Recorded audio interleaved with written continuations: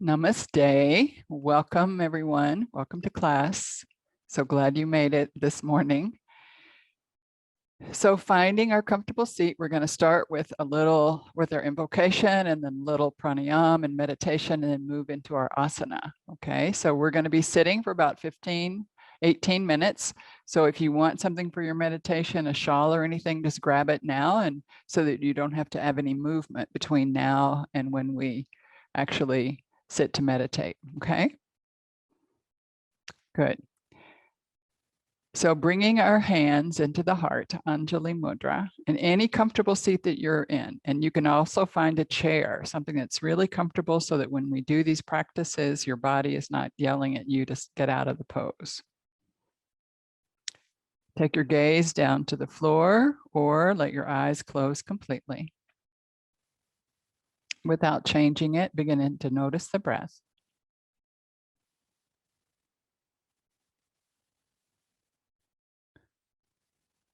And let it get a little bit deeper. With gratitude, we salute all the great yoga masters, past and present. With joy, a very special thanksgiving for Baba Hari Das.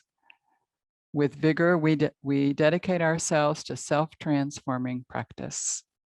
So just thinking about what you need this morning for self-transformation. Just let it come into your mind.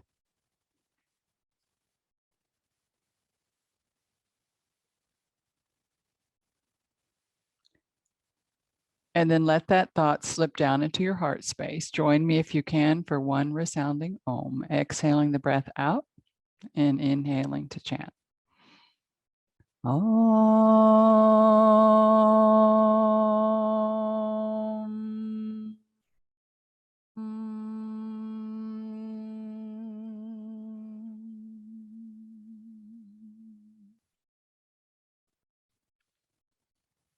On your next inhale, letting your eyes flutter open.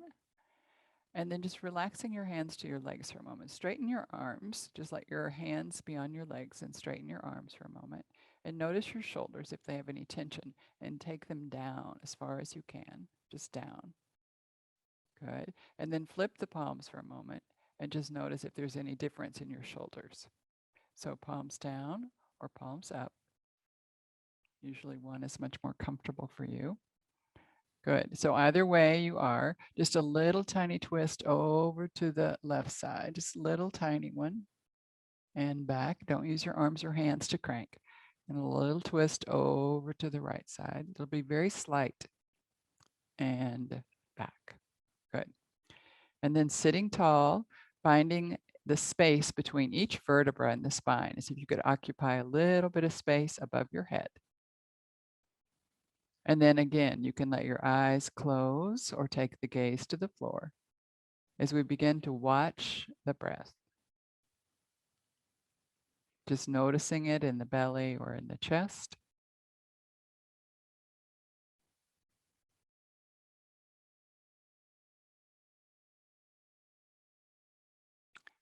And then let's use our abdominal muscles on our next exhale, pulling the belly to the spine. And then release the belly and let the breath come in. Exhale, belly to spine. This is Kriya 6, belly to spine. And release the belly and let the breath come in. Exhale. Use your muscles. Pull the belly back, tuck it in, and then release the muscles. Breath comes in. 2 more.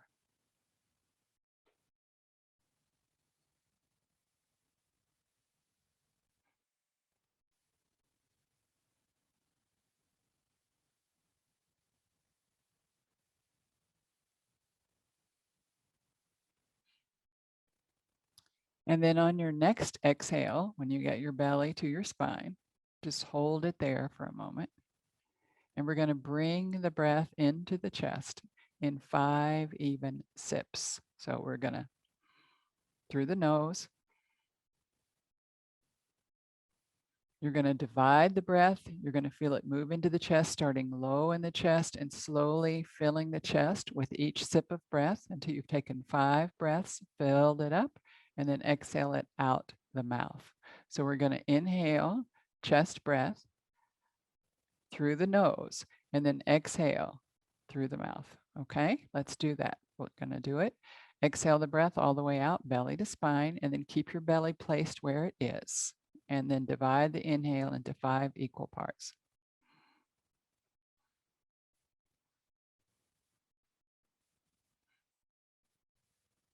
Pause at the top and then exhale it out slowly. Keep the belly to the spine. Watch the ribs recoil as the chest releases and comes back into as empty as it ever gets. And then again, 5 even sips.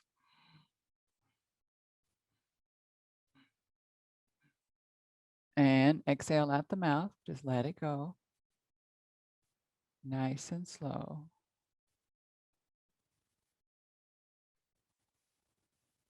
Again.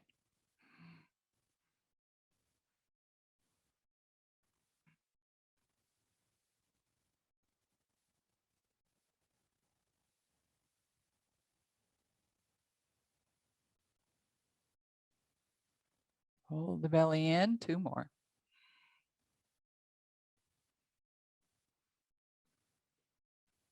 Slight pause at the top, exhaling the breath all the way out.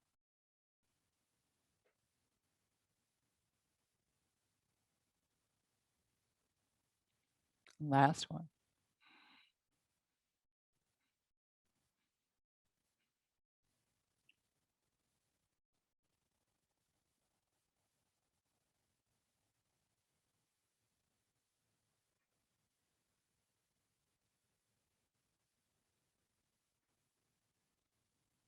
And then just watching your breath for a moment, just letting the breath relax into the body.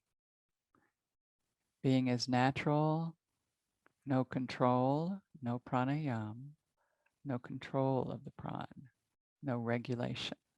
Just letting the universe breathe you.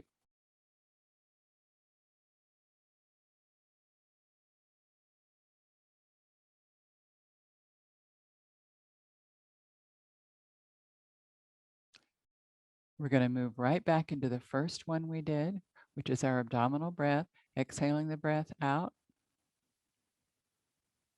Release the belly. Breath comes in. 5 more. Exhale, belly to spine. Use the muscles. Relax the muscles, release the belly. Breath comes in. 3 more. Take your time.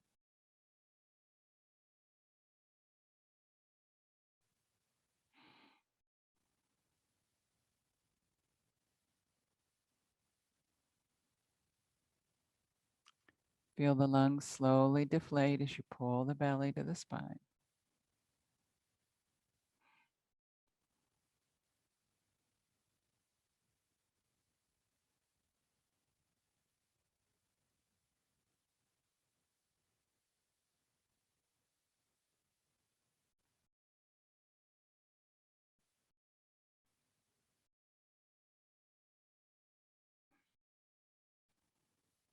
And then falling back into your natural breath pattern, just letting yourself be breathed by the universe.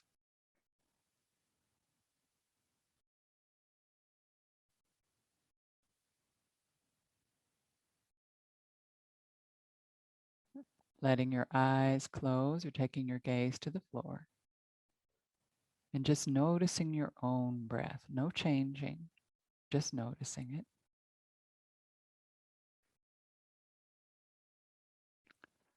Today, our meditation will be light within the spine.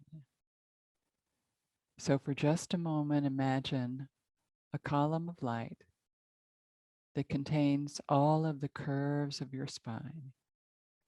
So sitting a little toward the back of your body, a column of light from below the tailbone up through the crown of the head. It has all of the beautiful curves.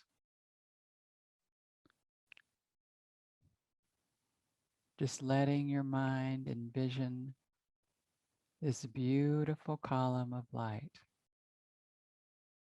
containing your spine,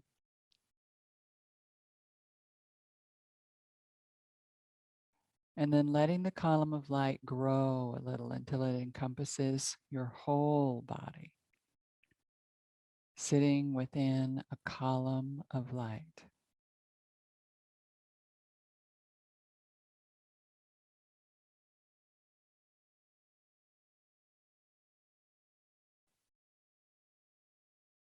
Illuminated, shining out into the universe, columns of light wherever we are.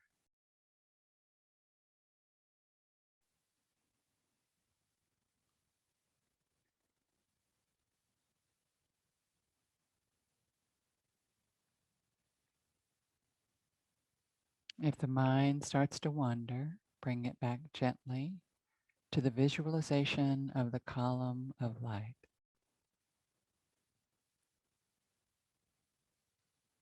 Your hips, your knees, your shoulders, your head, all enveloped in a column of light.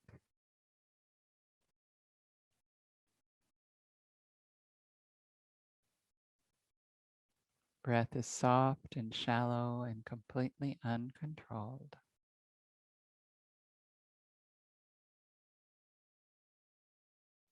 The body is soft and shallow. Muscle relaxing to bone.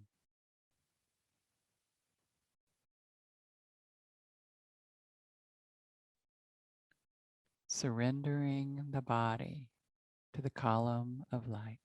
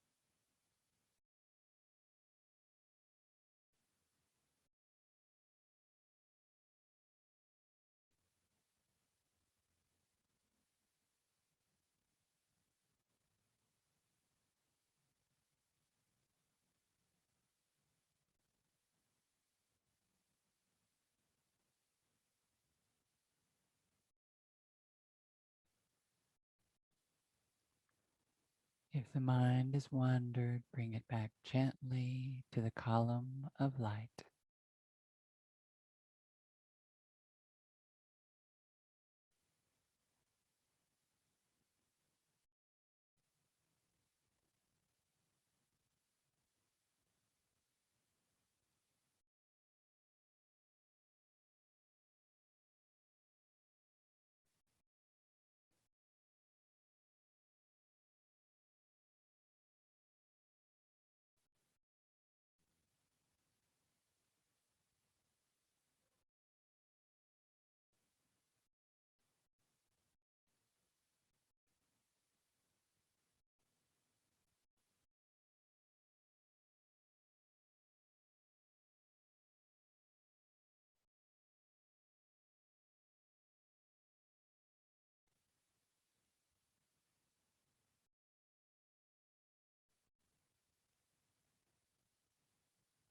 Letting your whole self merge into the column of light.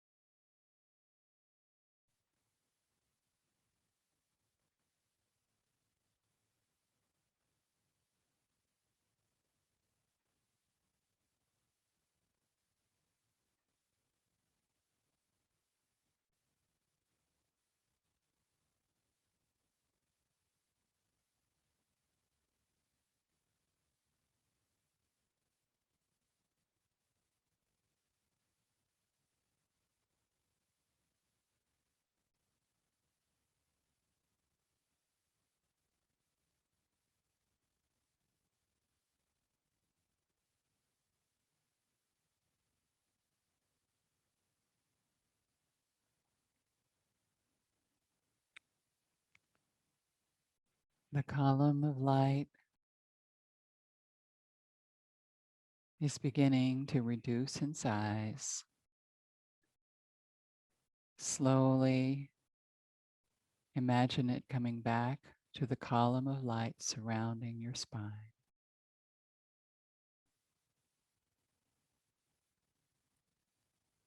And then imagine that column of light reducing in size until it's like a filament of light, bright, illuminated.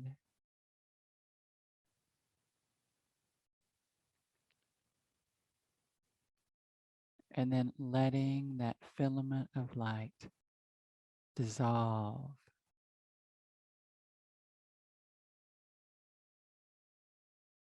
You are the light and can bring the light in at any time you need. Bringing the hands into the heart to close our meditation with one Om. Om.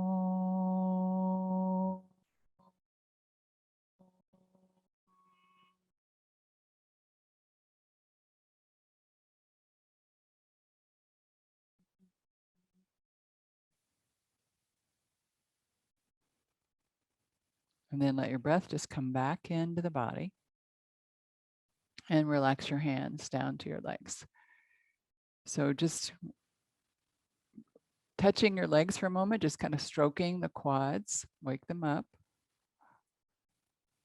Good. And then bend the knees if you had them crossed and just put your feet out for a moment. Put the knees together and the big toe knuckles together, the heels a little bit apart, just a little bit apart. Good. And then just open your legs a little in external rotation. Bring your legs back, open them again in a little external rotation, and then bring your knees back. 2 more times. Don't push them, just wherever they go to is perfect. Good. And then take the right leg in internal rotation and bring it back. And the right leg internal rotation and bring it back. You can take your whole pelvis with you. Internal rotation and bring it back. One more. Internal rotation and bring it back. It's easier when we just do one at a time. Okay. And then internal rotation on the left and back. And back.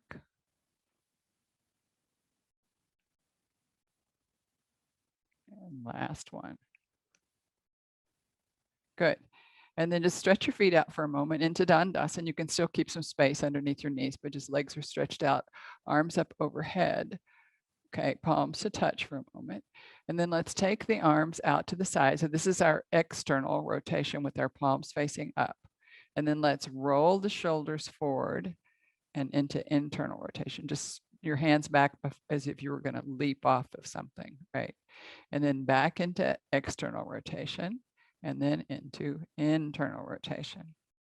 And you can take your upper body with you because it's not that comfortable sometimes to go into the internal rotation deep. And we're just warming up, and one more. Good. And then elbows, other direction. Good. And then wiggle your fingers and let's move elbows, shoulders, arms. Go back and forth anyway. Good. Great. And then let's come right on over into table pose.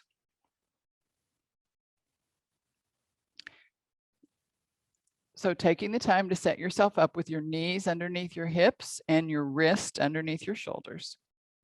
Good. And pull in your belly. Great. And gaze at the floor for a minute. And you can droop your shoulders down and then press the floor away. And then droop your shoulders down and press the floor away. So we're going to keep that pressing the floor away with our shoulders. We're never going to droop our shoulders down. We're going to keep it pressed away. Good. And let's put the tops of the feet into the mat for a moment if you can. So just point your toes and lay the tops of the feet onto the floor. Try to get as big a space as you can between your index finger and your thumb and spread the weight between all of the other fingers. Good.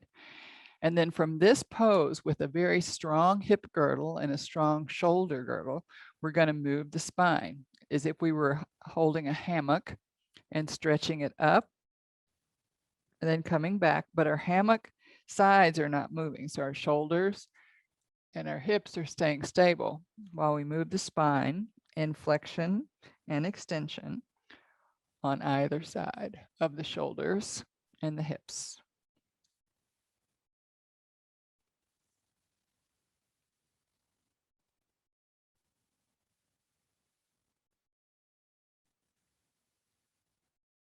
Good, and then come into neutral, and let's turn your toes under for just a moment.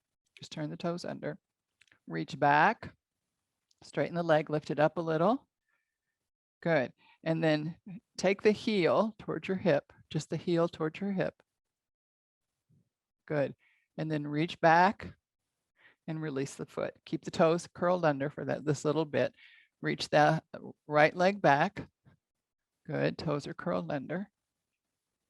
Foot is flexed, and then just bend, take the heel close to your bottom, point the toe, and then come back, flex the foot, and then release it. Good. We're going to thread the needle. I'm going to do the first one away from you so you can just see. I mean, it's going to end up twisting towards you, but I'm taking my right arm out to the side and really pushing into my left hand on the floor. And I'm going to keep my toes curled under and make sure I don't move my hips or my legs as I thread the needle underneath my left arm. And then the left arm is going to come back onto my sacrum. Good. And your right arm is just down along the floor.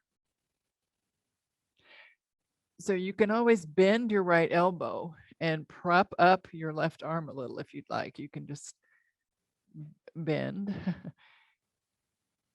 And then see about bringing up the left arm.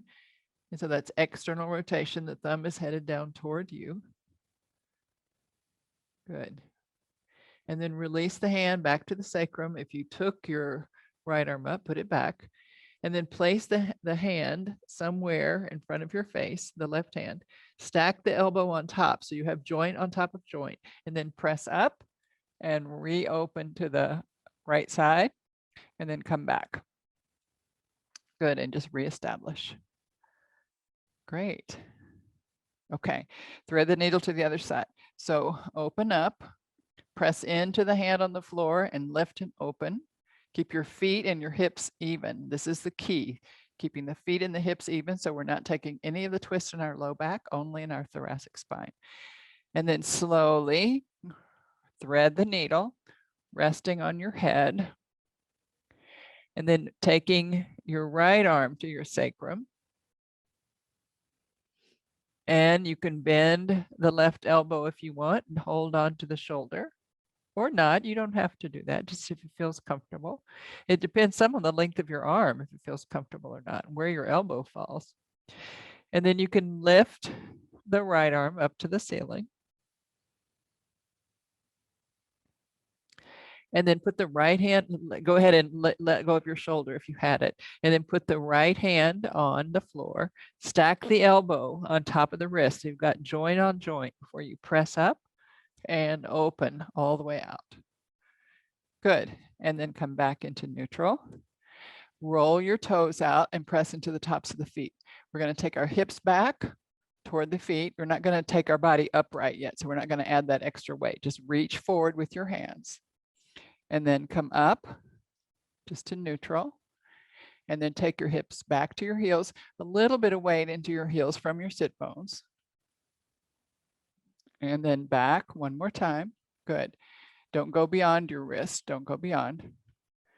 And back. Good. So looking forward as if you were going to be a frog. Great. And then come into neutral. And then we're going to clean the inside of a barrel. So belly moves down. You're going to clean about bottom of the barrel, the sides of the barrel, top of the barrel, all the way. And don't forget the very bottom and the very top of it where your head and your hips are. Don't go too far out. Your shoulders are your limit. You can't go any further than your shoulders. You're stuck in a jar, stuck in a bottle, stuck in a barrel. Other direction, one more time. Move slowly.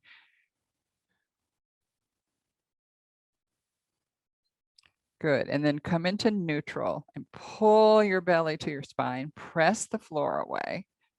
We're just going to step briefly through plank. Go ahead and take back your left foot. And then right foot to join. Good. And then find a long line of energy. Pull in your belly. Pelvic floor is lifted, and your heels are where the power is. Good. And then let's come down to our knees. And I want you to rotate out your shin, the shin of your right leg, and come over into a side plank. So the shin is behind me now. My foot and my shin are behind me, and I just roll them out.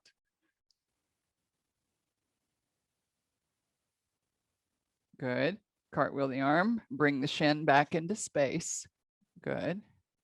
And then release the left leg. Good. You can come back into your table. Just come back. You'll have to bring your knees back. Again, reestablish, get strong. And then let's go back. No, sorry, let's go back with our right leg. Right leg is back. Heel is the power point here. Good. And we're going to open out the shin and roll onto the inside of the foot. And a supported side angle, a side plank here. Find your Tadasana spine. And then come back, unrotate the shin, and bring the leg back. And you're going to need to bring both legs back up underneath your hips. Good. And hips to heels. This time look forward a little bit higher. Good. And then we're going to slither ourselves down into Sphinx pose for a moment. Lay out your toes. Toes are pointed, little toe side is on the floor. And then gazing forward for a moment. Check your shoulders, that they're pressing the forearms down and the shoulders are long. And the tailbone, imagine your tailbone making a very gentle arc through its natural lumbar curve and adding on some thoracic curve. Your head is an extension of your spine, so don't throw your head back and don't lean it forward. Let it be an extension of your spine.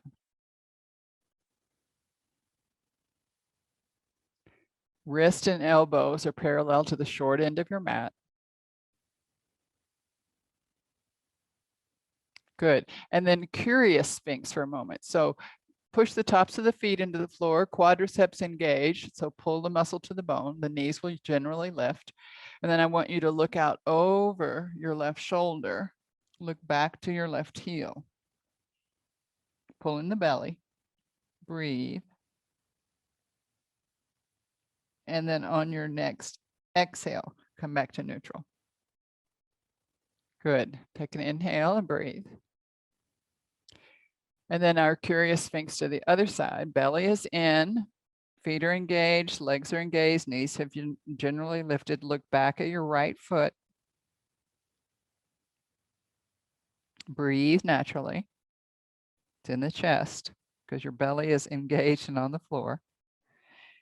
Good. And then on your next exhale, come back and just reestablish. And then let's take the elbows out to the side for a moment. And then hold on to your elbows and make a little pillow with your forearms. And you can rest your forehead or the temple on either side. Now let your heels rock out to either side and the big toes can touch or overlap. So just rest your bottom for a moment. And I want you to think about your bottom. You have layers of muscle there. The gluteus maximus is the one on the outside closest to your skin. That's the big muscle. It's a rotator. And so that one, we can stabilize the one underneath it, which is the one that we're going to really need in this pose, which is the minimus. Okay. So let's re-engage the feet. You can stay looking to the side, but it's probably best if you come back forehead or chin on your forearms. You can bring your forearms back a little bit and hold your chin or keep it under your forehead. Touch the little toe side into the floor and the knees will lift. Thighs are engaged, belly is engaged. And then very slowly, just with the right foot, begin to lift it off. Keep the foot even, heel is toward the ceiling, no rotation. Just a little. The knee is not bent. And then lower. And then left leg. Keep active through the whole of the right leg, right side of the body. Try not to dump into the right side of the body. And lower. Press the toes, press the big toe knuckles together. Keep the heels apart and headed toward the ceiling. Little toe sides on the floor. Good. Pull in your belly. Keep everything stable. And then very gently just lift both legs just a little. Think about touching the wall back behind you. So about lengthening through the spine and the legs, not about how high up you can go, but about how long you can get.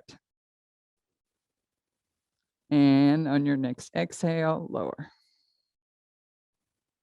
Good. Breathe. Just relax for a moment. You can let your heels rock out. Your thighs and your knees can rest again. Just resting for a moment. And then re-engage, tops of the feet firmly on the floor, little toe side, heels are toward the ceiling. Pull in your pelvic floor, pull in your belly. Good. And then think about taking your toenails back to the wall behind you. Just a little lift, tiny lift.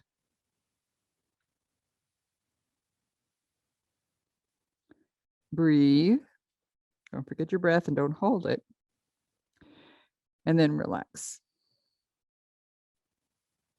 Let's gaze forward and come back into Sphinx.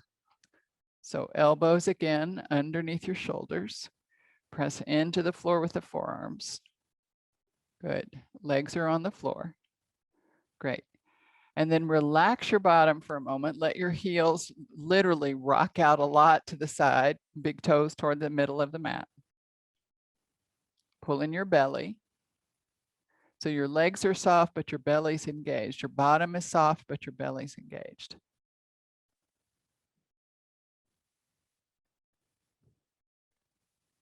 Good. And then place your feet firmly on the floor again. Point the toes, little toe side is down. And then bring your hands where your elbows were. So look where your elbows were and put your hands there. So this is our little Cobra Pose. Glue the elbows back beside you. And then we are lifted with our torso. Our belly is engaged. And don't go any further. Don't use your hands yet. Exhale, forehead or chin to touch. And inhale, let's lift. Only enough that you can do it with no hands. Inhale, lift. And exhale, lower. Keep your legs engaged, feet are engaged. Your heels are toward the ceiling, not toward each other at all. Follow your breath, 2 more breaths.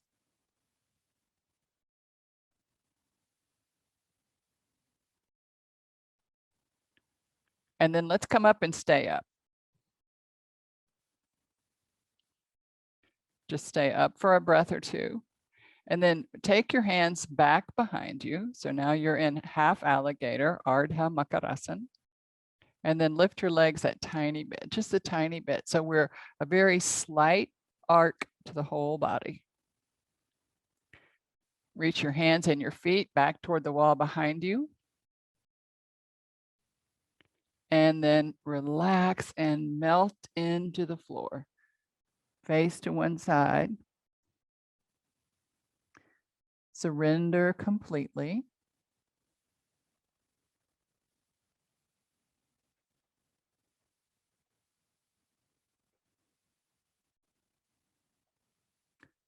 Good. And then let's come back, forehead or chin to touch. Keep your hands back behind you where they were. This time we're going to, again, straighten the legs. Toes to the floor, big toes, little toes, all the toenails are on the floor. Engage your quads so the knees will lift.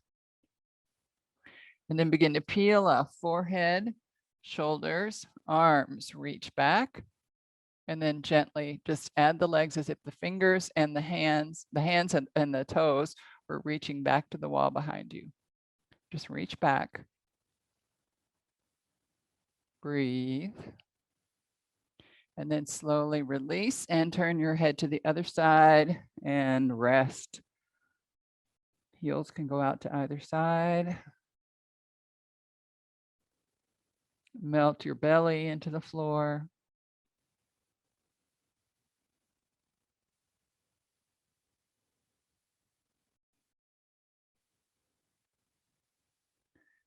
Good. And then let's look forward, chin or forehead to the floor. Bring your hands back. We're going to press up and go through table one more time. So readjust. Good. And you're welcome to take a cat pose here. Just feeling what's happening in the body and in the spine, but don't overdo, don't overpress. So if you're inverting, we're going to head up to mountain pose, often called downward facing dog. We're going to head up to Bujrasana mountain.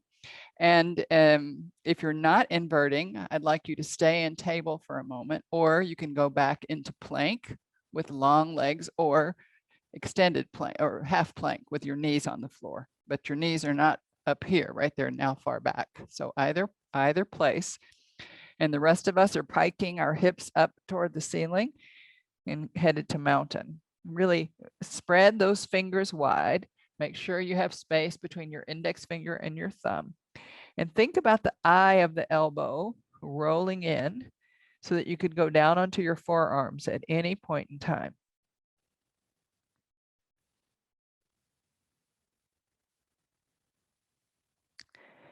Breathe. So you're either in plank, half plank, table, or mountain. So you have 4 limbs on the floor, your feet and your hands, and maybe your knees.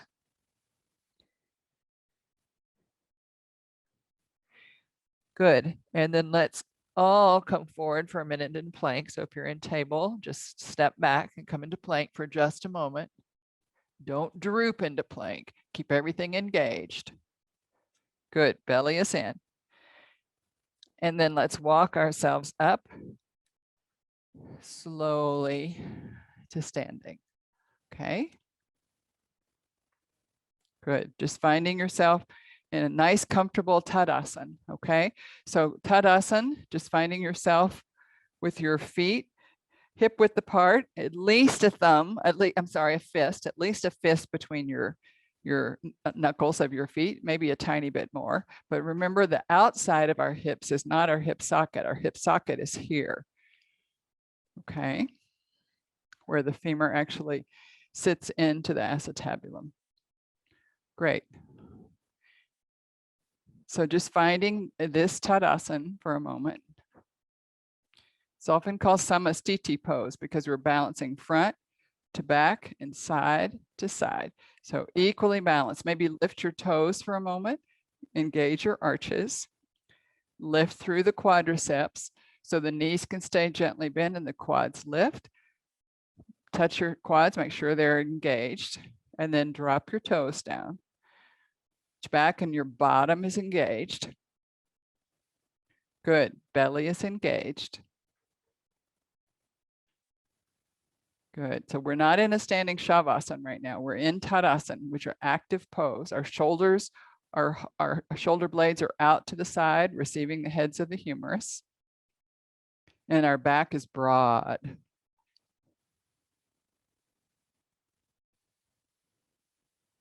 Good.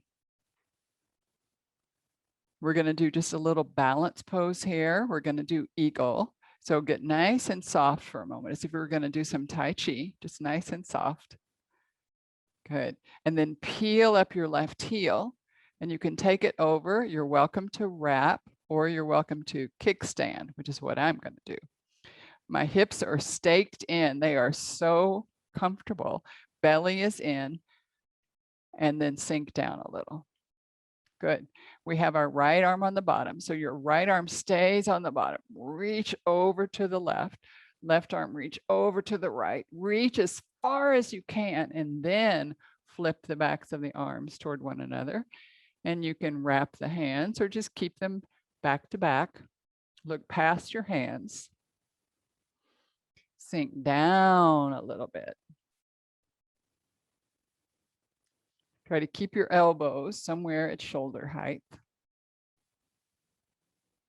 Belly's in, hips are even.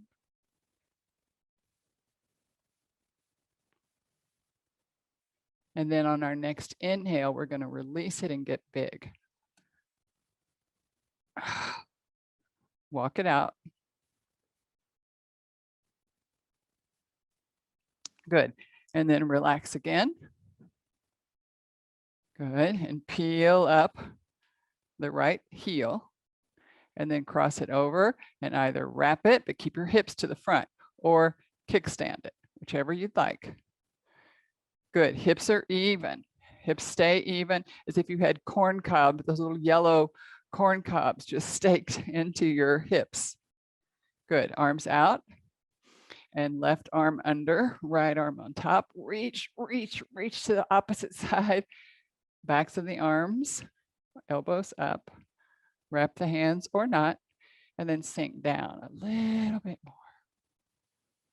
Breathe.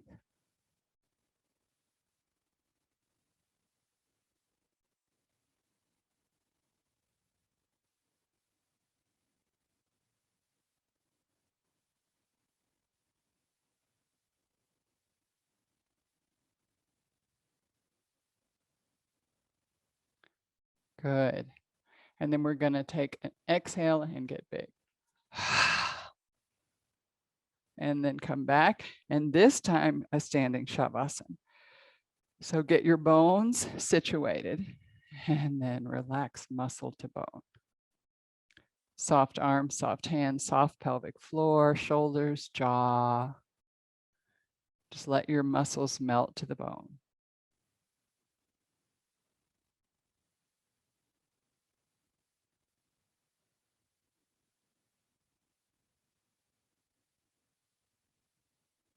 Good, and then on an inhale, let your eyes flutter open, and we're going to go big for just one little set of some external rotation because we worked on it. Good, a little wiggle. And then let's lift up our left heel, or you can rotate on your heel and lift up the toe, so whichever's most comfortable for you. Rotating to the side, the left leg, external rotation. Right heel, maybe kick it out a little bit more to stabilize your pelvis. Warrior two, gazing out to the side.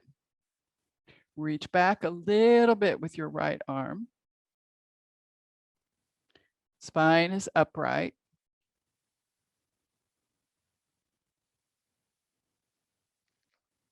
Good. And then let's take our right arm and reach it back behind us, just back behind us. You can see my fingers a little bit. I'm going to reach and see if I can touch my left thigh. Left thigh. Left arm is parallel to the floor.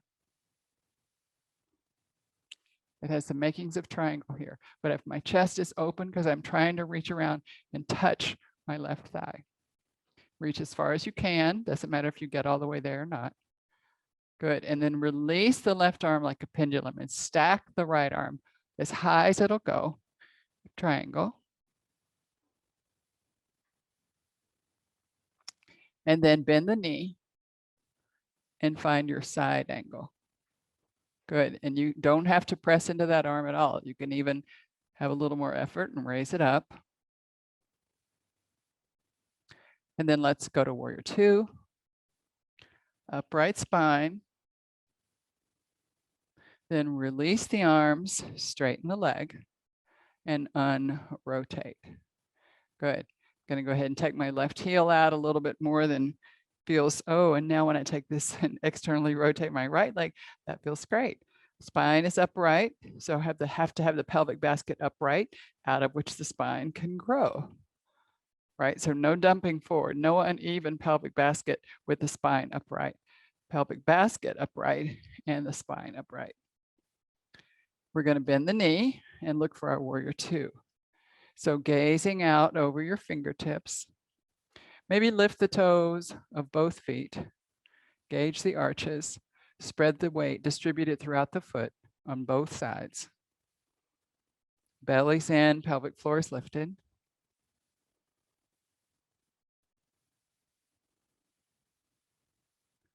Good.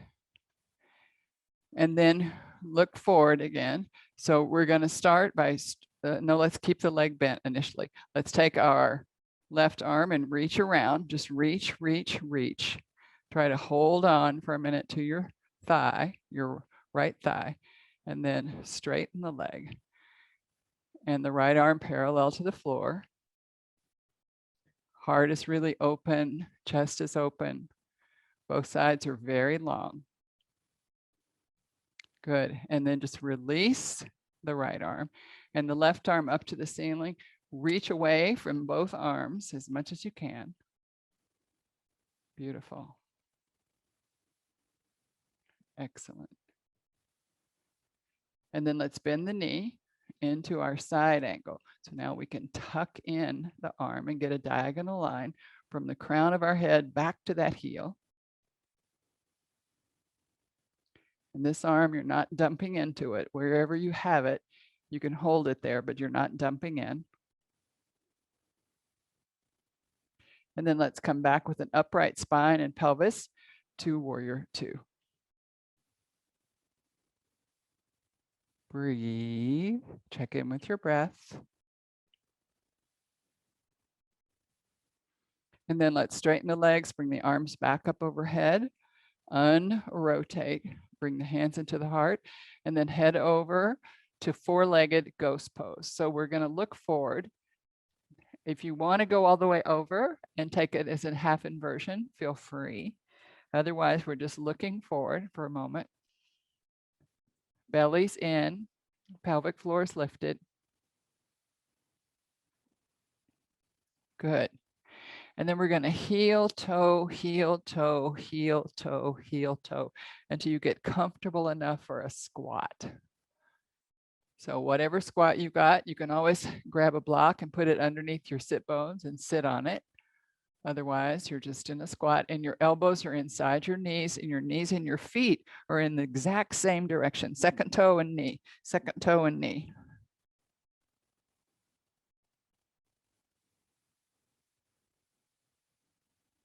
Good. Excellent. Think about the Apana Vayu, this downward flow, the downward movement. So your low back is rounded.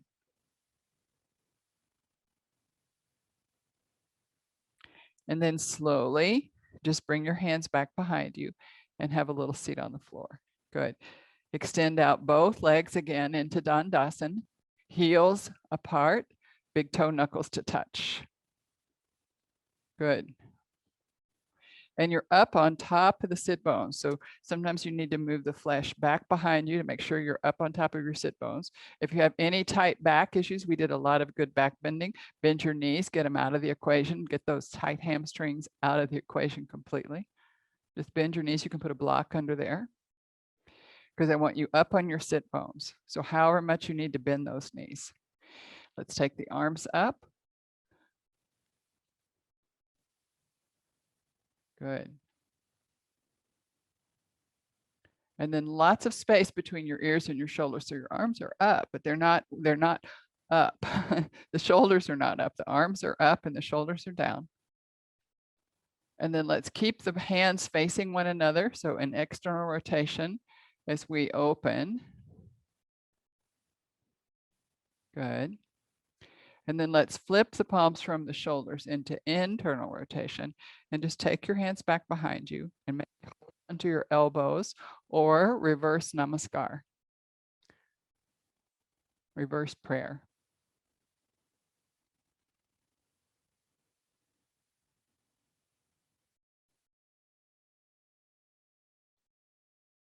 Breathing. And then release our arms, do some circles with your wrist, especially if you did reverse prayer. Okay, just a few circles with your wrist. I'm just going to show you from the side where we're going, and you can see also how deeply bent were my or my knees.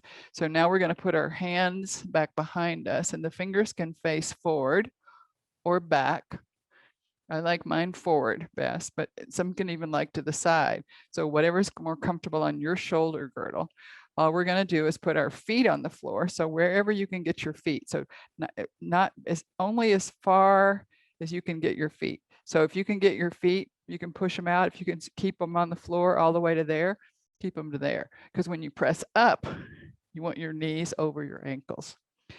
Nabi Darshan, looking at your belly button. That's what it means. Just looking at your belly button and breathing. Lift the belly button. Press into the hands, press into the feet. Your knees should not be beyond your ankles. So if you feel any pain in your knees, you've gone too far. Good. And have a seat. Great. And then sitting up nice and tall on your sit bones. Just gazing forward, maybe a little bit up. Heart is open, shoulders are open.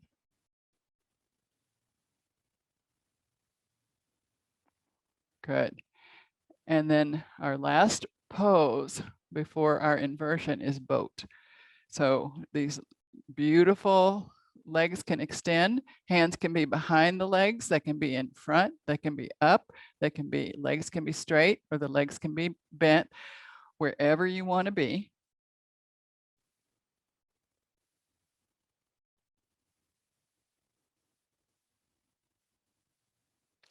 Good, and then relax the feet to the floor, and then we're going to melt down to the floor. But wait for one moment, because I want you to engage. And if you are inverting, I want you to engage in an inversion. And if you're not inverting, this is the half inversion, which you're fine to do. You're going to just lay on the floor and put your feet up a wall. Okay. And even those of you who are inverting might like the support of a wall, but you will raise your hips. So if you're not inverting, which if you have glaucoma, any eye pressure issues, if you have a sinus infection, if you have high blood pressure that's uncontrolled, if you're really pregnant and haven't been doing this all along, and if you're on your menstrual cycle, you're not inverting. But if you're inverting, take your block comfortably underneath your sacrum, that heart-shaped bone at the end of your spine. And then you can keep the legs up the wall. This is also a beautiful inversion. Or you can draw the legs up. Just relax the legs once you get them there. Don't just like a dead bug, okay? So finding your inversion or your relaxing inversion, whichever one.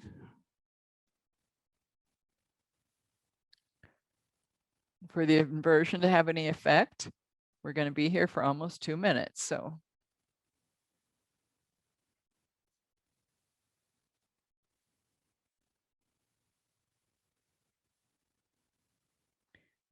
and at any point, if you begin to feel dizzy or weird or anything, just come out of the inversion and put your bottom on the floor. And you don't even have to lift your legs. Just find something that makes you comfortable. Yoga shouldn't hurt. It shouldn't make you distressed. Not asana, not pranayama, not meditation, not mudra. No aspect of yoga should make you distressed or anxious.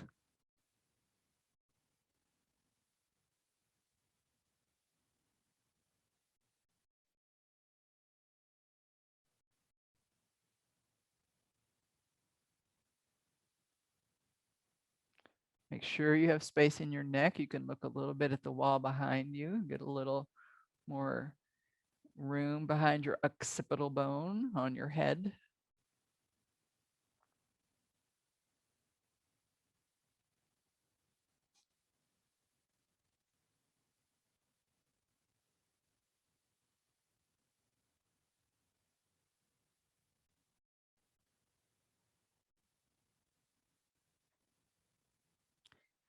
And then slowly we're going to come out of it. So if you're with your legs all the way up, just bend one knee at a time, just in towards your chest. Not too far, don't hug it in, just what the leg does on its own with the body weight. Good. And then you're just going to take one leg at a time down to the floor, 1 foot at a time, and then slowly lift off your block and put your bottom on the floor. And then your job is to stretch out and relax. So Shavasana, which means corpse.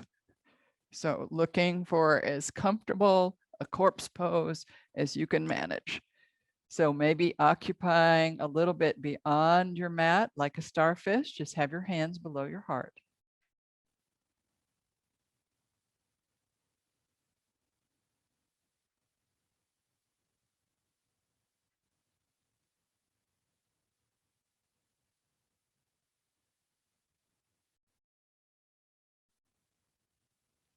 Relaxing your body, relaxing your breath, and hopefully relaxing your mind.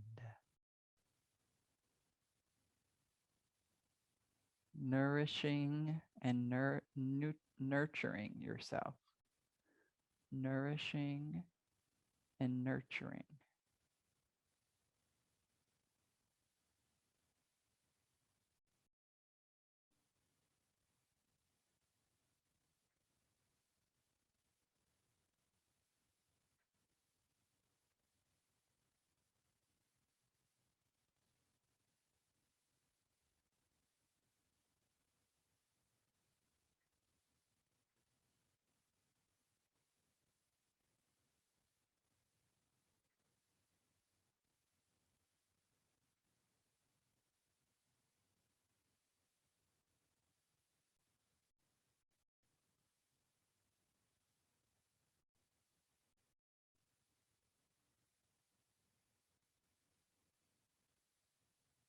Just letting go.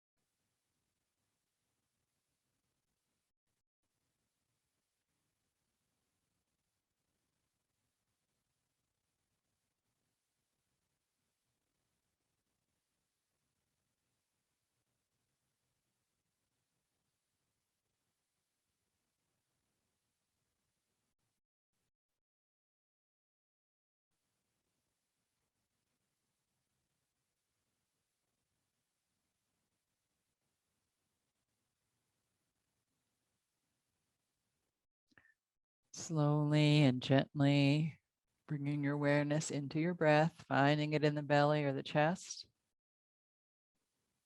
Take a few deeper breaths. Consider a nice big overhead stretch. Flex the feet, reach the arms up and get as tall and as long as you can. You're also welcome to just shrink right on in and not stretching so much. So just find what feels best to your body this morning. And then bend the knees, get the feet firmly on the floor. Bring your arms down if you'd like, and then shift your hips off the floor and over to one side. And then slowly curl up in embryo pose on one.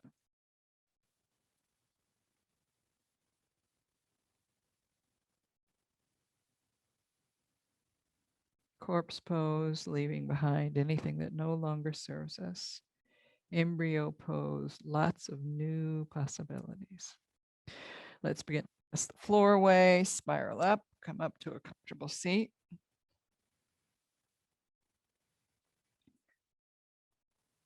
Bringing the hands into the heart and just relaxing for another few seconds, just letting everything integrate. Our pranayama, our meditation, our asana, our concentration.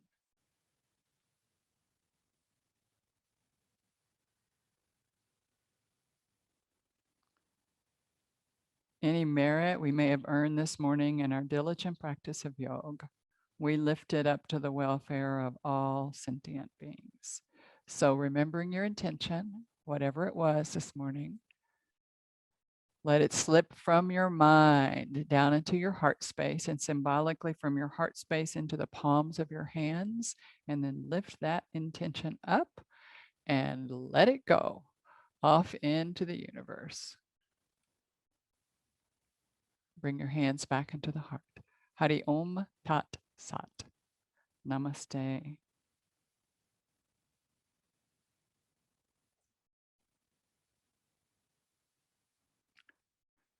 Okay. All right, I'm coming to you.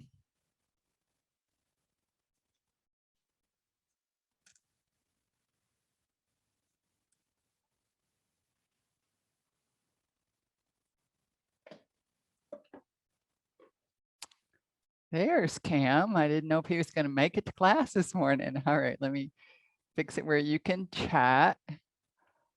Let's see. Now everyone can mute him and herself, their self. And let me go get rid of the spotlight so I can see you all. Okay. So good morning again. Hi, Jaya. Hi, Jen. Jen, I hope you'll stay around for a second because I'd love to talk to you. And don't forget, Jen has class tomorrow, same time, different link, same time though. So you can always do class with Jen tomorrow. I know last week a couple of people had a little bit of issue getting into the room. So please try again tomorrow. That's whatever was going on is fixed. Okay, so please come back with her tomorrow. Hi, Christine. Hi, thank you for class. You're so welcome. You're so It's welcome. wonderful. Hi, Mary. You made it through all the budget stuff. God bless. Yeah. Hi, you. It's nice to see you, Amber, Antonia. It's nice to see you. So nice to see you there with a smile on your face and everything. Yeah, it's great. I'm so glad. So glad. Yeah. Hi, Ashok. Such a beautiful class. I'm so glad, Jaya. I'm glad you liked it. Yeah. Hi, Sandra. I know you're in there somewhere. And Surya Prakash, Amy, Wendy, Sylvia, Jessica, Maria. Hi. Hi, Brenda. Good. So anything about the class? Like today we did a very short pranayam, just 2 pranayams, and went right into about 7 minutes of meditation. How was that for you? Good. Very good. Yeah. It's amazing how little pranayam it really takes to just let the mind go, right? And my favorite one always is that Kriya 6, where that just parasympathetic stimulation of rest and digest just comes over your body and you just can drop into meditation, which is why I did that first and last, right? We just put in the middle another chest breath. So yeah.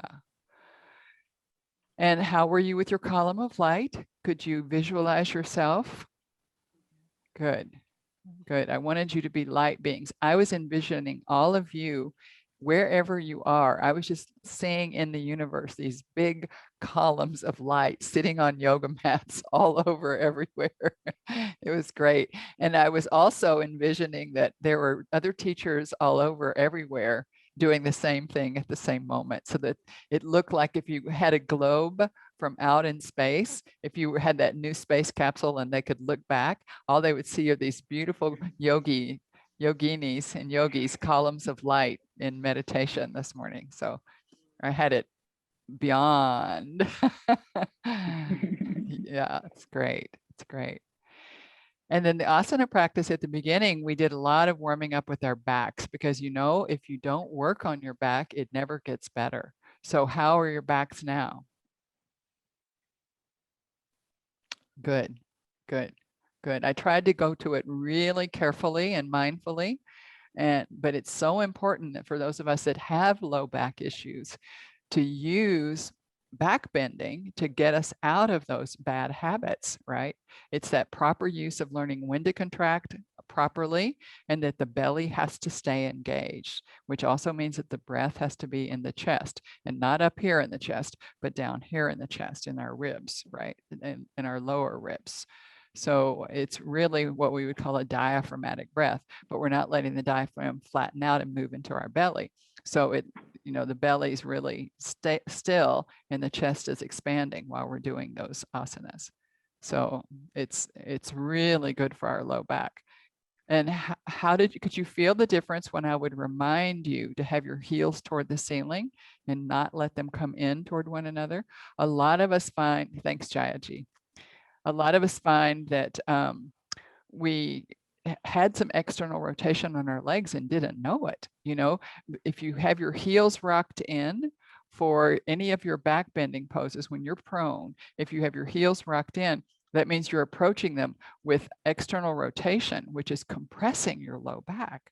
It means your buttocks just tightened and pulled your legs in, because those big buttocks there go sideways. They don't go up and down. The up and down one that you need to help you with that lift is the minimus, which is tucked in under that maximus, right?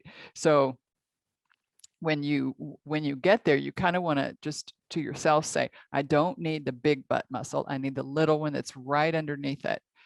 And keep your heels up toward the ceiling so that you aren't gripping. Because what often happens is, you know, you'll do too many back bends and then you'll go into a really deep forward bend, and then the back spasms and pulls it back in the other direction. And then you can't get rid of it for you know, a few days or however long it takes to when your back goes out. So if we can keep our belly engaged when we're doing any back things like picking up something, use our knees, bend our knees and, you know, pull in your belly. It'll just keep us really stable, really, really stable. Any questions at all about anything we did in class? I just want to say I really enjoyed the light meditation, and also observed that when the mind is calm, the breathing is also very even, and vice versa. Truly, it's Babaji, where the mind goes, pran goes. Where pran goes, the mind goes. They are eternally linked together.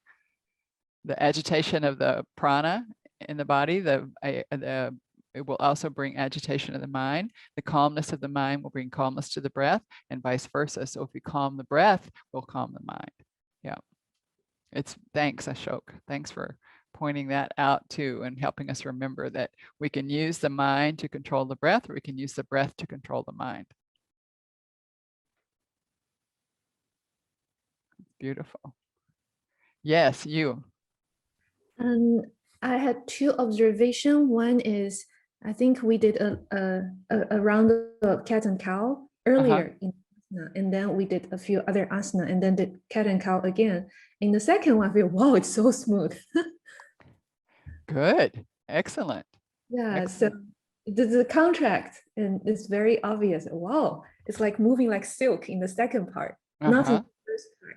And the second observation is, I think you led us to first, what is the name of the pose where we do the back bend on the mat with our left? Makarasan, is that, or are we in Sphinx, or this is are these your feet? Okay, so this is the mat and this is the upper body. These are the legs. That way, it's Makarasan, which is alligator. Yeah, so I realized we first warmed up the legs, and then we warm up the upper body, and then when we do the alligator pose, I feel, wow, way easier. Yes, yes. And we did one leg at a time too, if you'll remember, because a lot of times people just try to lift those both back legs at once. And you can see that that really doesn't do any good. Then you end up often bending the knees and pretending that you're lifting your legs. So it's good to like lift one leg and see, oh, that requires the back of that leg to contract. Instead, because a lot of times when you lift one leg, people will press into the leg on the floor to try to like press in there and pull up that leg. So it's like that one leg, that means the whole back of my leg, my hamstrings. Oh, I need my hamstrings. So the hamstrings are contracting, the calf, the soleus, and gastrocnemius, all those muscles on the back of the leg are contracting to lift your leg, right? And so doing them one at a time really helps you see what muscles on the back of the leg are required, from the minimus all the way up, from the gluteus minimus all the way to the Achilles heel. really is required to contract a little bit and lift. So then by the time, if you do them one at a time, when you go to the two at a time, you really realize, I hope you realize that it's not so far up. It's really like how far back and long you can bring your body to into that beautiful, I always sort of think of a boomerang, but not because we go up like a boomerang, but every boomerang I've ever seen is so soft and smooth. So I think about the smoothness of that, not quite that pike curve, but just that smoothness that you see on a boomerang. Yeah. Thank you. Do I have time for another question? Amy says, Sphinx pose hurts my back every time. I have tried engaging more, relaxing where I can. Any thought? I have to open it. Any thoughts without seeing Cobra with or without hands? No pain. It's usually for Sphinx because you've made a little shelf and pinched at the L1 T12 conjunction. So remember, there's a video, and those of you who are in YTT, there's a video about thoracic rotation and how weak that one joint gets over many years of yoga asana and gymnastics and all kinds of things, right? Because your thoracic spine has a great degree of rotation and your lumbar spine does not at all. And there's the very top vertebra on the lumbar, it's L1 to T12. The thoracic, the top of that vertebra acts like a thoracic, and the bottom of that vertebra acts like a lumbar. So right there, people often, rather than distributing their weight throughout the body, will make a shelf right there. And that can happen a lot in Sphinx pose. So Amy, if I were you, instead of putting my elbows up under, you may be one of the people who have a waist and the arm length that's not conducive to Sphinx, and it has to do with that. So I would press my elbows out beyond, because there's not the body weight there that's going to dump into anything. So instead of having them straight underneath your shoulders like this for Sphinx, I'd try just like that for a moment and see if that softens the curve that you get in your back. So try that next time. When someone says Sphinx and they say elbows underneath your shoulders, push yours out 2 more inches further out, because I have a feeling you're sitting right in that L1 T12 conjunction and making a little shelf there, which is very painful, and especially if it's something that you've done over the years and haven't really realized that that's a weak joint for, and it's a weak joint for most of us, right? Just like the very top lump of the cervical is very, oh, good, I'm glad. It's the very top cervical one where we have that little lump back there is often overworked, because that top cervical spine also goes to the thoracic and acts very different. Yeah, you want to feel, what you want to feel is lengthening on the front body and smooth, a smooth arc on the back. So you want to not feel compression in your low back, because it's not doing anything. Your low back should just, when you're in Sphinx pose, your low back is just your low back, right? It's not, you're not doing anything. You can even do Sphinx pose with your legs completely relaxed. Sphinx, not necessarily Cobra or alligator or anything. Although I love to do the front part of alligator with the legs completely relaxed. So you want your spine, you want your thoracic spine to continue with your lumbar. So I have my lumbar spine and it's curved in. You can see, but my thoracic spine curves that way, and you can see. So what I want to do when I'm doing Sphinx is just build on that one at a time, just one vertebra at a time. So there's lengthening along the front of my spine, and there is, each vertebra is compressed, but not under compression. Each vertebra is contracted on the back end of my spine. And all I've done is add the thoracic curve to my already formed lumbar curve. So I'm not doing anything to my lumbar spine. So when you have pain in your lumbar spine, you're sitting in that shelf usually, or you've tried to back bend further than you need to in your lumbar. You just follow your lumbar curve. You don't do anything extra there. Okay, well, I have student observations today, so at 10, so that only gives me a little while to eat and get my food and read the file. So it's been so great hanging out with you. I appreciate you all coming to class this morning, and hopefully I'll see you on Thursday morning. Good Lord willing, and the creek don't rise. And don't forget Jen's class tomorrow, same time, same place, just hit the other link, okay? It's all on mountmadonna.org and mountmadonnainstitute.org. All right. Much love, everyone. Thank you, Ginger.